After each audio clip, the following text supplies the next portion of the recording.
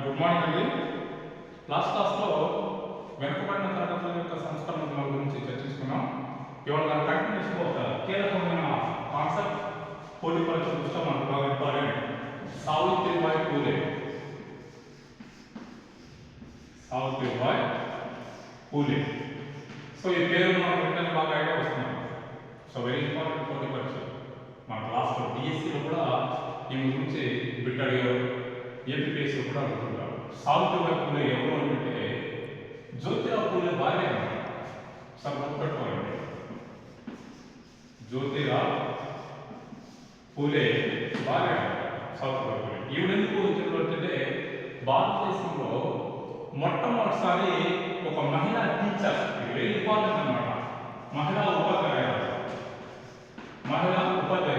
First time women teacher అన్నమాట. భారతదేశ చరిత్రలోనే మనకు కనిపించే ఫస్ట్ ఉమెన్ టీచర్ మనకి సావిత్రిబాయి పూలే.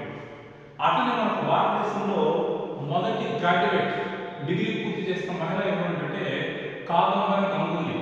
సో మన కలకత్తా చెందిన ఆమె, వెస్ట్ బెంగాల్ ఆమె కాదంబరి గంగూలీ.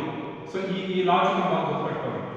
సో ఈవిడ ఎందుకు మనకు కనిపిస్తుంది అంటే ఆనాటి సమాజంలో బడుగు బలహీన వర్గాలకి, వెనుకబడిన వర్గాలకి, దళిత కులాలకి చదువు చెప్పడానికి ముందుకున్న వాళ్ళు ముందుకు రాలేకపోయారు. అందుకని జ్యోతిరావు పూలే గారు ఏం చేశారంటే తన భార్యకి ముందు చదువు నేర్పించాడు. తన భార్యకి చదువు నేర్పించి తర్వాత తన భార్యను పంపించాడు సమాజంలో. సో ఎవరికి? ఈ దళిత స్త్రీలకి, ప్రత్యేకించి ఉమెన్కి. మనకు స్త్రీ చదువు అనేది చాలా ఇంపార్టెంట్. స్త్రీ చదువుకుంటే ఆటోమేటిక్గా సమాజంలో గుర్తింపు వస్తుంది, ఆ ఇల్లు కూడా శుభ్రంగా ఉంటుంది, ఆవిడ కూడా గుర్తింపు ఉంటుంది అని చెప్పి స్త్రీకి ఎలాగైనా మార్పు తీసుకురావాలని చెప్పేసి వీళ్ళు బాగా ఇద్దరు వైఫ్ అండ్ హస్బెండ్ ఇద్దరు కనుగొని కడుతున్నారు. అలా దాంట్లో మనకి సావిత్రిబాయి పూలే కీలకమైనటువంటి ఫస్ట్ ఉమెన్ టీచర్ భారతదేశంలో.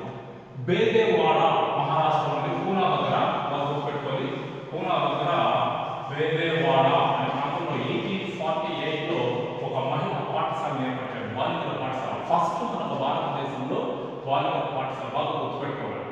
ఈ పాఠశాల ఏర్పట్టేసి అనాథ పిల్లలకి, అలాగే మానవాన్ని గురే వదిలేసిన పిల్లలకి, దళిత పిల్లలకి, వెనుకబడిన పిల్లలకి, వీళ్ళకి అందరికీ విద్యా వ్యవస్థ ఏర్పాటు చేయడానికి ఫస్ట్ ఉమెన్ మొదలొచ్చిన టీచర్ మనకి సావిత్రిబాయి.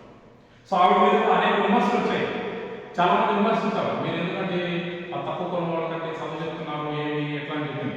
కానీ అవన్నీ ఏం పట్టించుకోలేదు. ఎందుకంటే తన వెనకాల తన భర్త ఉన్నాడు, ఈయన కూడా సంఘ సంస్కర్త, ఆమె సంఘ సంస్కర్త ప్లస్ కవయిత్రి. బాగా గుర్తుపెట్టుకోండి, సావిత్రిబాయి పూలే సంఘ సంస్కర్త మరియు కవయిత్రి.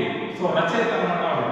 సో ఈ భావం ఉండడం కాబట్టి ఆవిడ భారతీయ సమాజంలో ఉన్నారు, చిరస్థాయిలో ఆవిడ భారతీయ సమాజంలో నిలిచిపోయింది అన్నమాట సావిత్రిబాయి పూలే. సో అందుకని మనకి ఈ మధ్యకాలంలో ఆ కళాశాలలోనే సావిత్రిబాయి పూలే యూనివర్సిటీ అనే పేరు మాత్రం అనేది మనకు కనిపిస్తూ ఉంటుంది. సో ఇదండి ఈ టాపిక్లో ఇంపార్టెంట్. రేపుకి మనకు వచ్చే టాపిక్లో మనకి నాడార్ ఉద్యమం.